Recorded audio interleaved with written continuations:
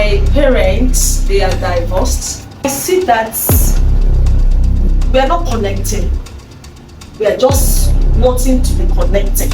There was a day he beat me in my street, tore my clothes, tore it, stripped me down naked. If he has not touched me, I'm not okay. Abusive relationships are real, and many are falling victims daily. At first, it may be difficult to recognize the signs, but it is crucial.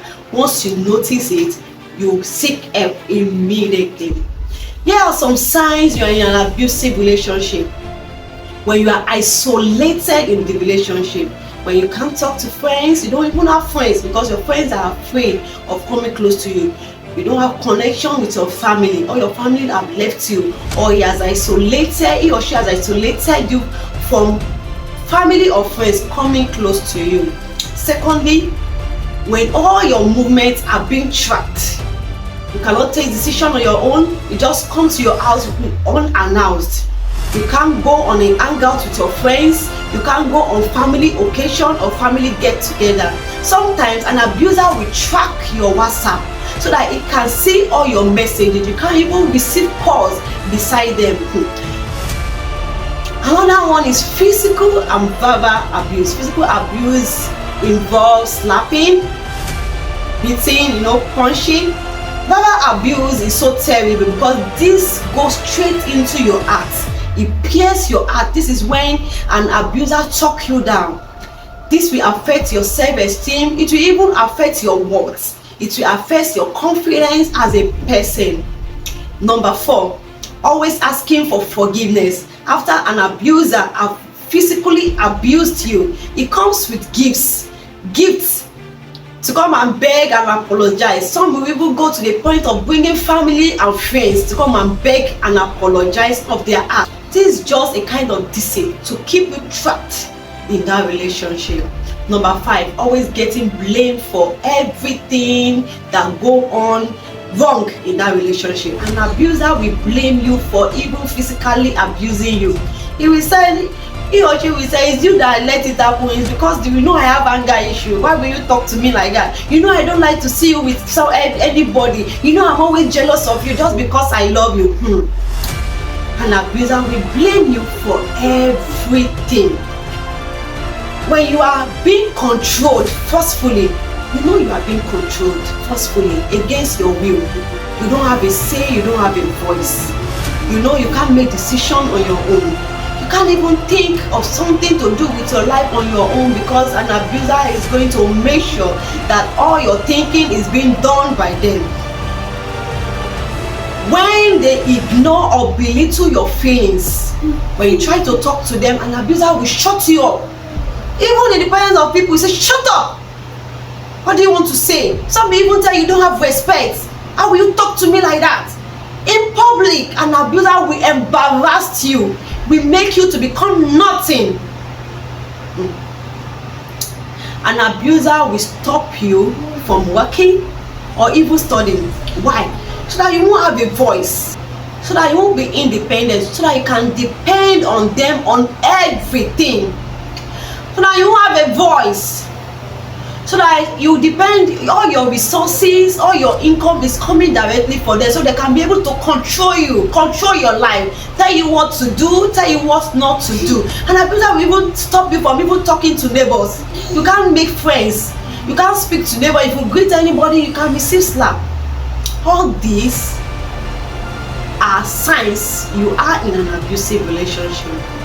When you know deep down that you are in a relationship but you cannot even think, you are feeling pain but you can't explain it, then you need to think again. You are in an abusive relationship. So today, join me as I interview our guest who was in an abusive relationship for 5 years and hear a powerful story of salvation and healing.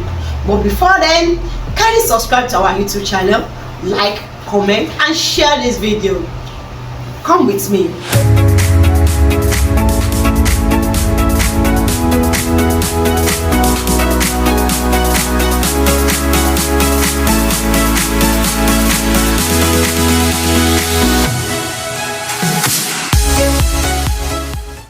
Hello viewers, welcome to August edition of the Singles Reality. And I want to thank you so much for being the lovers of Singles Reality. Thank you for always watching our video, the likes, the share, and the comments. They mean so much to us. But have you subscribed to our YouTube channel? Please do. You are here to subscribe. And also, please follow us on all our social media channels, on Instagram at the Singles Reality, on Facebook at the Singles Reality. Thank you so much. So today we have Mrs. Gloria Famuyide. She will be sharing with us a powerful story of 5-year journey in an abusive relationship. I know this is going to bless you a lot. So stay tuned as we listen to this testimony. Welcome, Mrs. Gloria. Thank you so much, ma. I really appreciate it. It's an honor to be here. Yes, but thank you. So please, ma, can you briefly share with us your journey, your story, your journey into this relationship, and just pour your heart to us. All right. Yes, okay. Okay. So I'm going to start with when I was through with my ND. I did my ND in Moshood Abiola Polytechnic. So I finished. I wanted to do my IT. So I wanted to do my IT rather. Then I left for Access Bank, but I was told my age was too high. So they said I cannot be able to join them. So and I said okay. So I left. I checked for another work to do as an undergraduate to assist me to make ends meet. So through that process, I met someone called, I don't want to mention the name, so to avoid unforeseen meetings. So I met him. He was handsome. I love handsome guys though. But as I saw him, I thought I was in love, love at first sight. But before then, I'm from Delta State. My parents, they are divorced. So as they are divorced, but we, the children, as we are 5 in numbers, we are inside just a room. My dad take a room apartment, then put us all there alone, yes, without mom, without a mom, without a dad. My dad is a tanker driver though, so he comes once in a while, just puts food on the table. He can put, that was then, food was very cheap. So when he's traveling, he buy all the stuffs. He can buy potatoes in a bags, all this bag. So that's what he do buys. But this is trying with the little he can do. But my what age at that time? I was 10. Sorry, my sister was 10. I was 8. Wow. Yes. So we took care of herself. That was with the neighbors. So we, with the assistance of our neighbors. So I was looking for what they call love. So I thought I saw it in this guy place. The guy, the guy was everything to me that was there. And there was something that was really wrong with me that was there. That's low self-esteem. I believe nobody's going to call me because number one is that I was so thin. I was not taking care of myself. In short, I looked so unkept. That was there. Let me just say it there, because nobody to talk to, no mom to talk to. Even the neighbors, they have their children to take care of. So how can they take care of me when they are yet to take care of their children? And there are sometimes we feel that we felt rather that why would they talk to us? Have they talked to their children at home? So why would they talk to us? So those are the factors that was affecting us then. So I believe I found love somewhere. So this guy, I was going out with him. He was going to the same school. That's Ojeri. That's Moshood Abiola Polytechnic. That was it. So I was so happy that I met someone. We're now connected. And wow. So we started talking about. He said he read science lab. I said I read accounting. He said wow. So we start, rubbing minds together. But I see that. We are not connecting. We are just wanting to be connected. In the sense that what I wanted is not what he wanted. But I felt since he loves me, I never found love somewhere else. But I think I found love with him. So I decided to go with him. So we started the journey.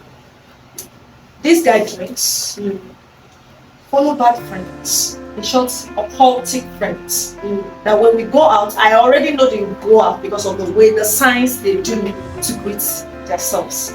I saw them, but I never felt bothered.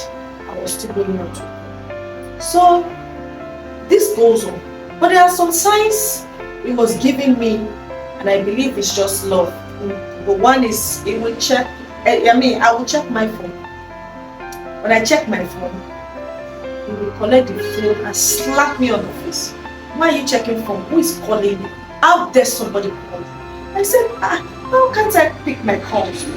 I have the right to pick myself. He said, no. For that fact, I don't have any friend. Because number one, who is going to talk to me? Because they know the kind of person he is, and they know the kind of occultic friend he has. You understand? So they don't near me. No, I don't make friends. A cycle of friends, that's my kind of friend. There are some things that I do take them. We call it coaching. That was it.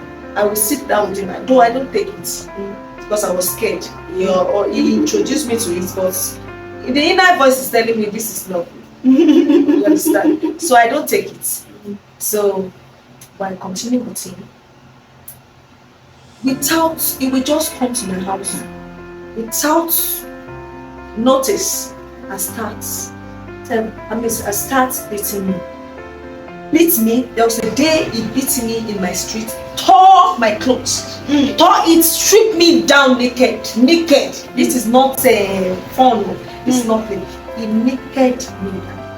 When I naked, I hold myself. You know, I was disgraced. Do you know? But that night we settled it. Then my sister called me. Lawrence is the kind of love you want to. But I believe, who is she to talk to me? Number one, we are in the same, I believe we are in the same area, nobody to talk to her too. So why would she have the guts to talk to me? Number one, I was blind. I don't know what I'm doing. Nobody to correct me. I don't have a mother to say what you are doing is wrong. Or who to go and beat this person, that what you are doing to this girl is wrong.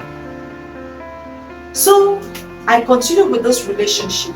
There was a day he beat me to the doorstep, my doorstep. He beat me to the point. My sister saw it. Now went to carry a stick. Now start hitting him with a stick. What's wrong with you? Why are you beating my sister? Do you know what I did? I stood up. I collected the stick from my sister. Don't ever beat my boyfriend.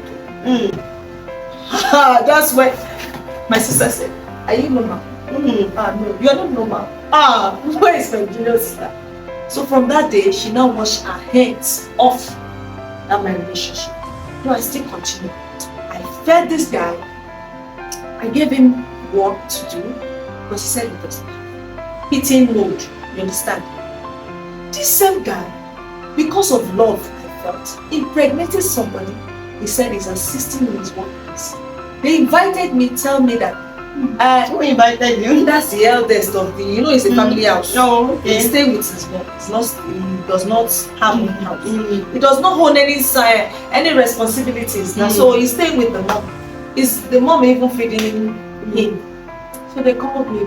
Said I saw a lot of elders sat down. I was looking at what have I done? Sat me down and now said, Gloria, I don't understand Yoruba too much because I'm from Delta State. They asked me a lot of questions. And what happened here?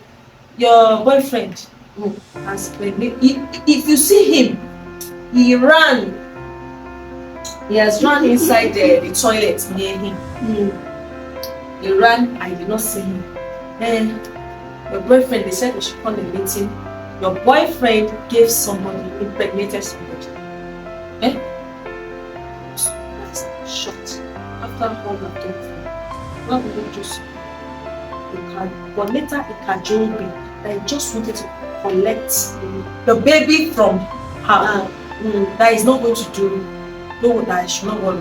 Do you know I still continue this with this guy?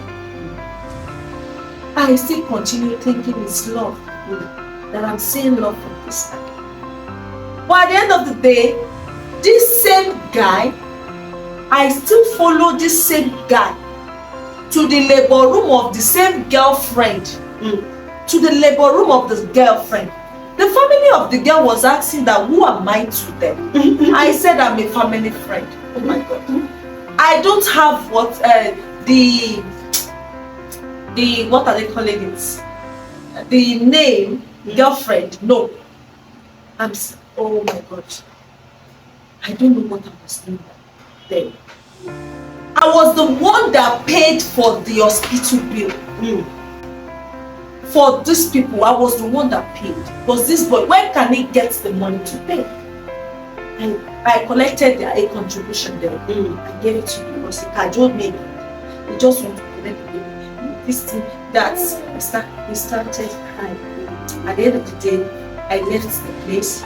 They did the naming ceremonies in Easy Boy. They did the naming ceremony, but I never went to the naming ceremony. And that's when it's going to 4 years. We continued with the same abuse. We continued with the same abuse, with the beating and all that. I was still taking it. But there was a day I sat down because number one is that my sister got married. I was left alone with myself, with my siblings rather. We were together at home. My sister said she's not going to pay for the house rent. That I'll be the one to pay for the house rent. So I decided that what will I do with my life? I have a lot of, as young as I am, I have a lot of responsibility. I have siblings to take care of. I have house rent to pay. I have bills to pay. The lights bill, I was taking care of it as young as I am. So when people talk about life bill and all that now, it's not news to me because I've been taking care of it when I've been 16 years old or what. I know the meaning of all these bills. So that's why I'm a strong woman today. I'm a very, very strong woman because this experience shaped me to who I am today. Of which, when I see younger people doing the same mistake I did, that was then, I don't like it. I try as much as possible to intrude. It's not my own business, but I tried as much as possible to do what I can at that particular moment and say, don't take this kind of step I took that was there. At the end of the day, I sat down. To my story, I sat down. I said, what should I do with my life? I can't go on with this. My mates are going back to school, doing a lot of things, getting jobs, a better jobs. Why am I still in the same position? This money that I'm spending for this person, why can't I use it to go back to school to do a lot of things? So I said, this is not what I wanted. Then this guy came. That particular day, I was thinking, drunk, smoked, came. He came to my house. He said he wanted to see me. I said, well, I'm not ready to see you. I'm tired. This same guy now saw somebody outside, thinking he's my boyfriend. Went to this person, started beating the person. I want to tell you something. Though, seriously in my mind, that brother used to make trouble in that house. Indirectly, I was happy that he was beating that. He beats that man to pulp. You know what I saw it? Inner me was saying, today, God don't catch him. But the other side, if you kill the person, it's on your head. So I immediately rushed to the person. He has beat this man flat. He has beat this guy. He beat him. So, and I was holding his hand not to beat this guy. He's our tenant. He's not my boyfriend. He said this is the guy because he has been calling me since morning. I was not picking the calls. So that's why he said this is the person that is not allowing you not to pick my calls. I was holding him. Immediately he just gave me from the back. He gave me. Immediately he gave me, and I stood up. I said, no, I can't take this anymore. I stood up. I jacked him. We start fighting. He was giving me blow, giving me the blow inside my stomach. I was still withholding it. I was struggling with him. This guy that was on the ground stood up, ran inside the house. I was thinking he wanted to go and bring a knife or something, not knowing that he wanted to go and lock himself. That day was so funny, but it's not a day for me to remember. So this guy, then the landlord of the house is a military man. There was there, captain. I can't forget him. His captain. Immediately we heard his voice. We splitted. So I now told him to go home. But because of his drunken state, he does not know what to do. So immediately he was drunk. He now said, okay, I will see you. I will catch you. I will do. He left.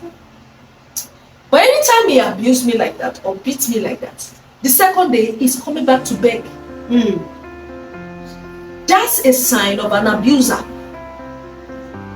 Anytime an abuser beats you up, he will be asking himself, why?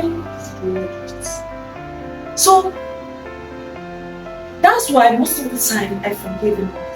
But I say this one is no go area, because number one, I've been thinking about it for that week.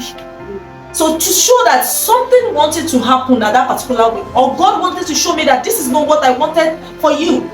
My purpose for you is greater than what you are doing.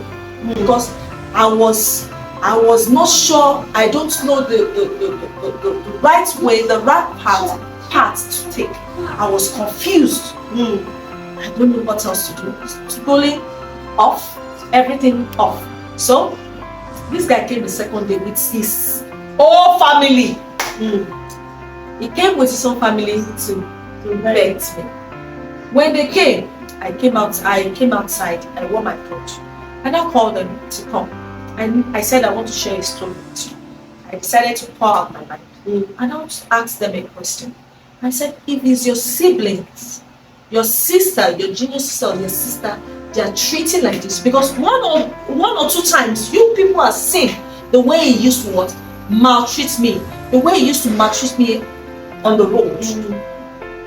But because it's your person, you can never come up to me and say, don't follow this person. I asked you, if it's your sibling, will you take that?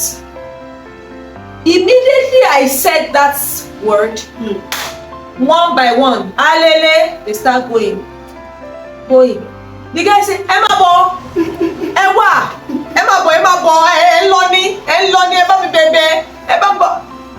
Immediately, in short, it's as if a dark cloth that has covered my eyes. And I believe it's God. Because God really wants to do something different. The Bible says all things are passed away. New things are coming to my life. Because He opened and showed me the light. As bright as this light is, the way we're seeing, so is my eyes. And it now dawned on me. So you've been this. I was looking at him because a few days time I said, can I go? Because we have always, sometimes we break up 1 week, 2 weeks, we come back today. So my eyes was cleared at that particular moment. I was asking myself that what happened. It dawned on me that what covered my eyes for all these years? Why will I go for this kind of person? Somebody that is not adding values to my life. Why will I go for somebody like that? I was asking myself. 1 week, 2 weeks passed, 3 weeks. I was not going back to you because number one, I spend my money myself and I'm doing my work myself. I was independent of myself. So why me going to him? Is it because of the sex I'm having with him and all that? No, I can't settle for less. 1 month passed. He thought I was joking. He came back, so being so bad. He came to my place and asked me. He saw me. He was calling me on the phone, has been begging me. I mute his I mute and blocked him on my phone. Then he started asking after me from my siblings and all that. But I said, no, I'm not going back. That's when my sister now talked to me. Are you sure you want to break up with this guy? I said, yes, I'm ready. But on the long run, God helped me. God saved me in a miraculous way. In short, that's when I was getting older. So after that year, I said, no, I can't settle for less. I now said to myself, what should I do with my life? I said, should I go back to school? I said, the first step is that let me go for computer studies. So at least as an NDA at that particular time, if I go for my computer studies, it will even improve or help me more, because I don't have somebody to tell me that, for me to go back for my engineering, no sponsorship, because of what I've passed through. There, I don't have any savings and all that. So I go through that. Then, I think after a year, I joined the Redeemed Christian Church of God. They showed me the way of the Lord, and they took me to the path of Christ, of which I accepted Jesus as my personal Savior. And from then on, I go for single seminars, because in short, they are wonderful. In that province, it's a province now. I joined the choir. I was doing very well. I started going for seminars about single, to know your words, for your career, for career stuff. I started going, and I started. There's sometimes they will say they will counsel you. They will just say singles that after the program they will just call you again. Exactly, for counseling. Yes. So I do go. I do talk to them about it. And there are sometimes they will pick a topic that is relating to what is happening to me, especially abuses. All manner of abuses, all the aspects of abuses, they do talk about it. But what happened is that I'm always scared of telling my story, because number one is that when I tell my story, number one, they will be looking down at me. Because it was at that particular area I was staying. You understand? And mostly all the people going to that church are from my area, you get. So I was not bold enough. But when I go through the counseling, they told me, I shared a little tidbit of it. They now told me I should share it so that people can understand, that people that are going through what I'm going through, they'll be able to listen and learn what I've said. Okay, well, were there moments when you questioned whether this thing had really happened, whether this thing had really abused in that relationship? Were there moments that you think, is this thing normal? Or you feel, oh, maybe he just love me, that's why he's doing all this to me? Were there moments to question if this thing are really true in that relationship, if they are really facts? Well, I don't question, because number one is that I don't know what I'm doing. Because I want to be loved.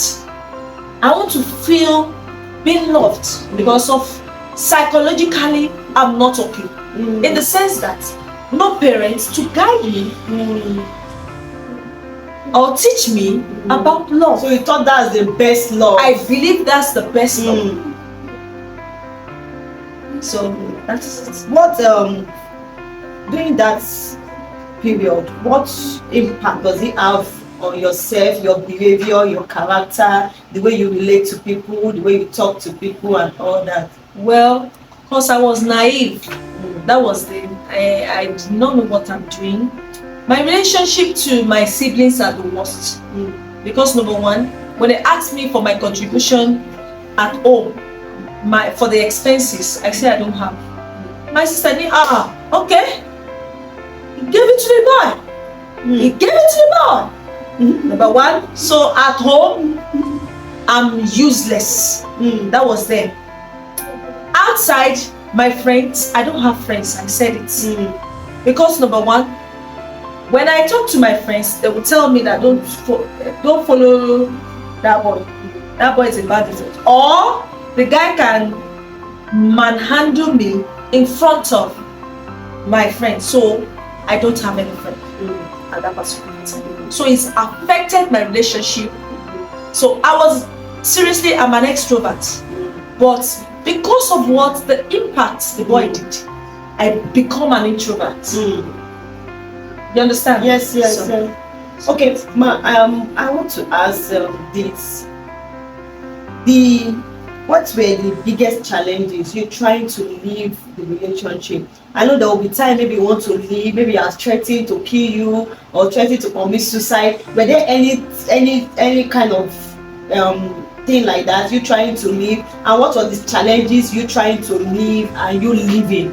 Number one, face any challenge? Have you ever thought, okay, let me leave, and you still come back and say, no, I can't leave? What are those challenges? Well, I never thought of leaving. Number one, he do threaten me. No, though I'm not scared of threats because it's part of me. Number one. Number two, he do come back to beg.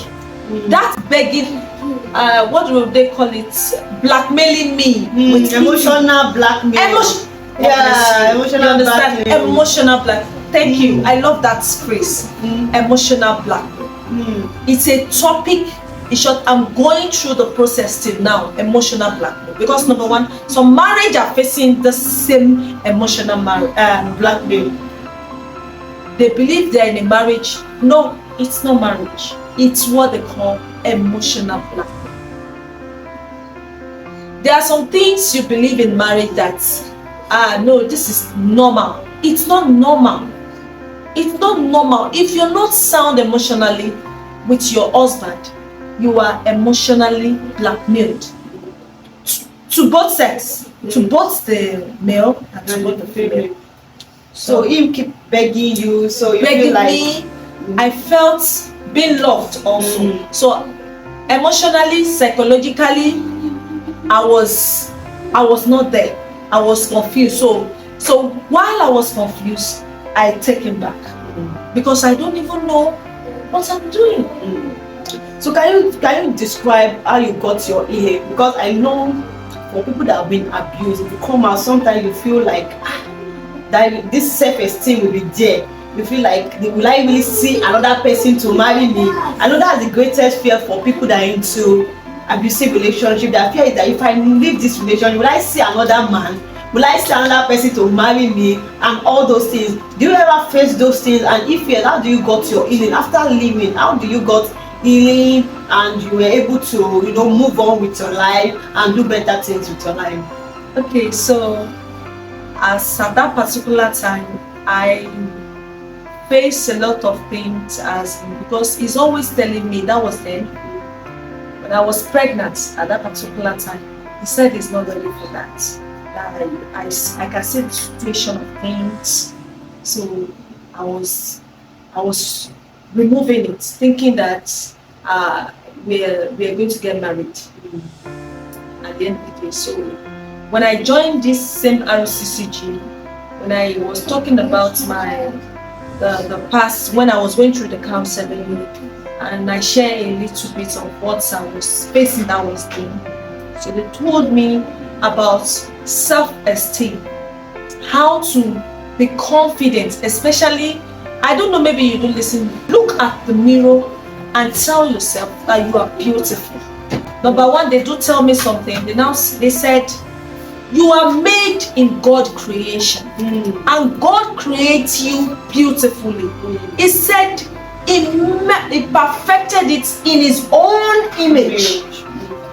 If God can be beautiful, so am I. So why should I belittle myself that I'm not going to see a man worthy of me?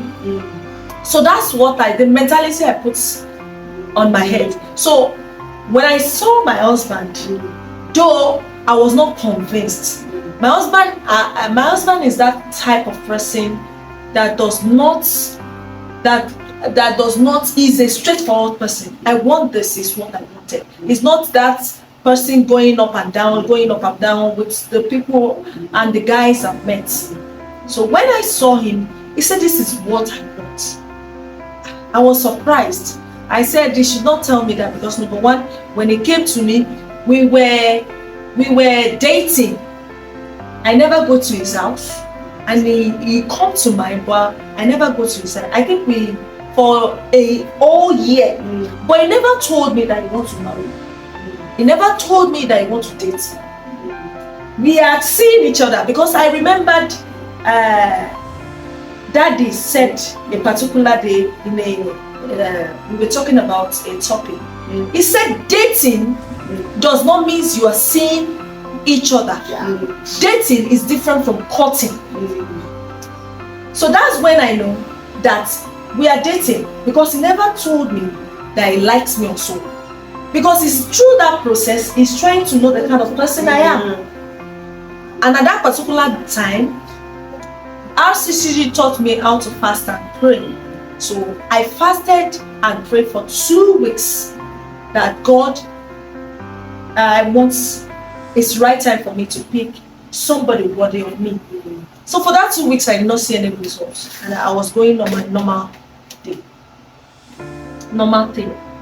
So I do see people with calibers there, but I know, because of the past experience I had, I know this is not the right person.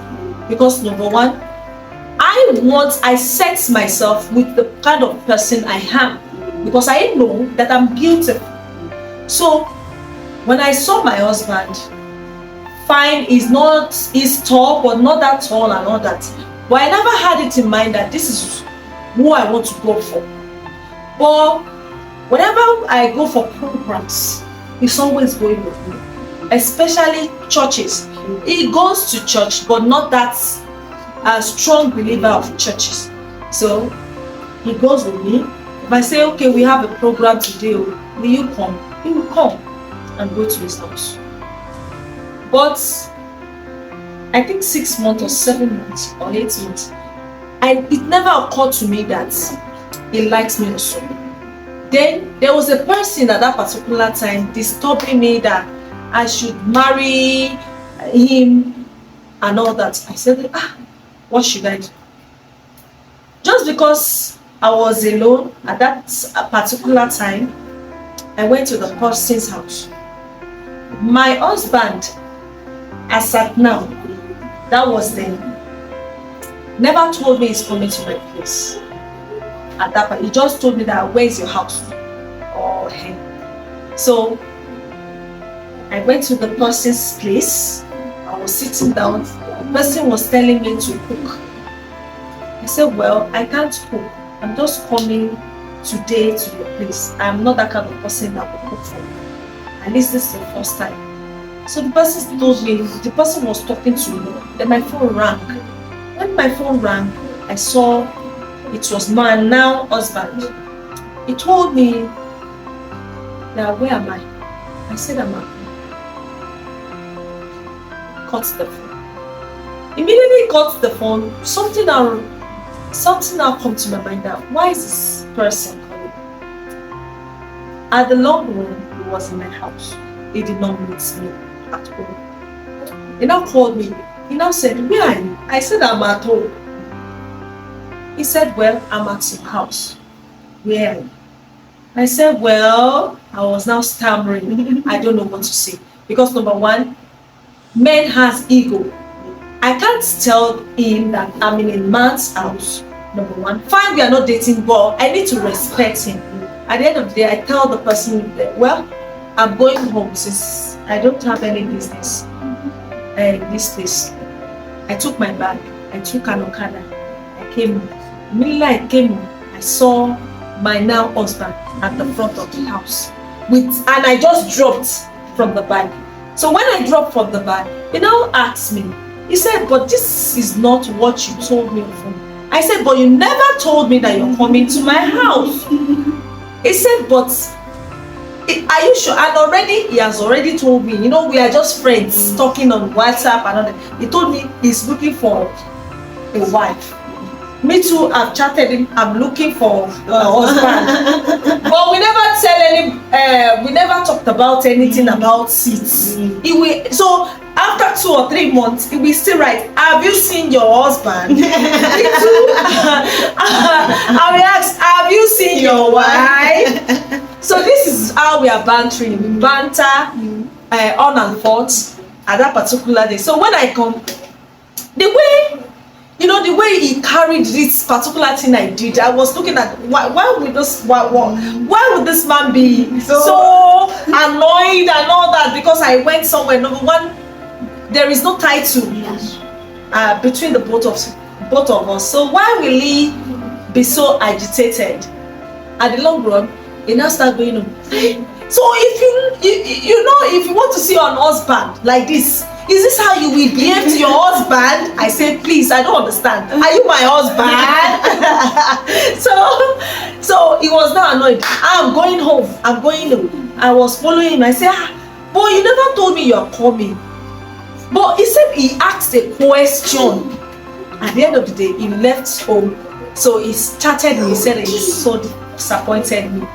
To cut the long story short, he told me, I think he's on the eve of New Year, that's 2017, I think I'm correct. So he took me to church. I went to his house. That was then I've been going to his house. He took me to his house. Then we went to, that was New Year Eve. We went to a church for prayer, 31st. So I went there. When I went there, he now told me in the presence of God, Gloria, I want to marry you. I'm not doing nanking packing. I want to marry you. It's like a surprise. It's done on me. So, but what I just want to say is that the process, we are friends.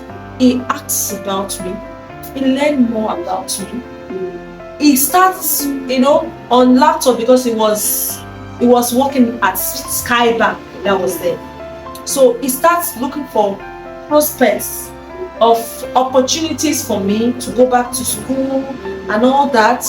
He started adding value. He said that work I'm doing is not working for me. He saw a better offer somewhere at Ikeja I was doing. And this is what I wanted. I saw a change in my relationship. I saw a change. I was able to take him even home to show my people that this is the person I want to get married. My sister called me and called me somewhere. Hey, you're just doing something better for your life now. So that's what happened. Okay, ma. So two things. I want to ask today before we round up the section. Is there a way where the character of the abuser changed your character? He says that maybe you became aggressive, maybe you were not aggressive before, you became aggressive or something. Thank you for that question. Do you know when I got married? That's why I said it's very, very important for you to go for counseling, especially when you are abused. When I get married, that was the first year of my marriage, was, I can say, hell. Because when two different entirety of a person wanting to come together is so difficult. So if my husband, when we're having misunderstanding, if he has not touched me, I'm not okay. Because I want him to touch me the way as a victim. Oh my God. Oh my blood of God.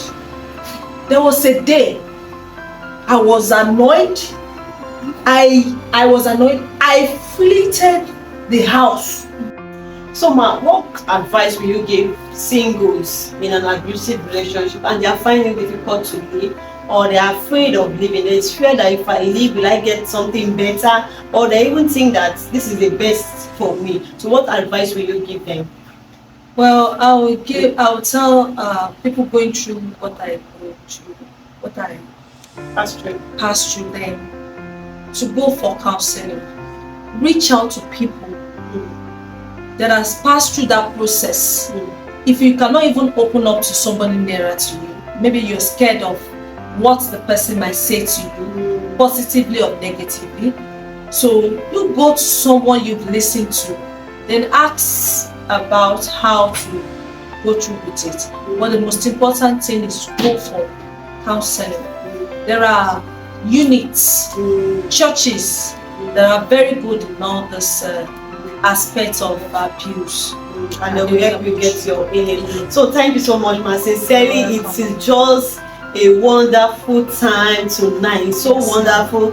Your stories have You know, it captures everything about everything about her. I know a lot of people that you are listening now, you know that this, and if you are in that situation right now, please speak up. When you speak up, then you will get healing, you will get solution, you will get people to, you will get help.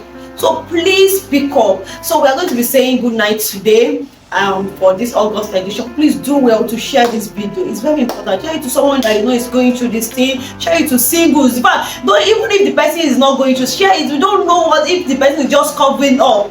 Share it to people that you see that they are just alone, no friends, they are always just just quiet. They may be passing through abusive relationship. Please share it, and the Lord will help us. Thank you tonight, and see you for our September edition.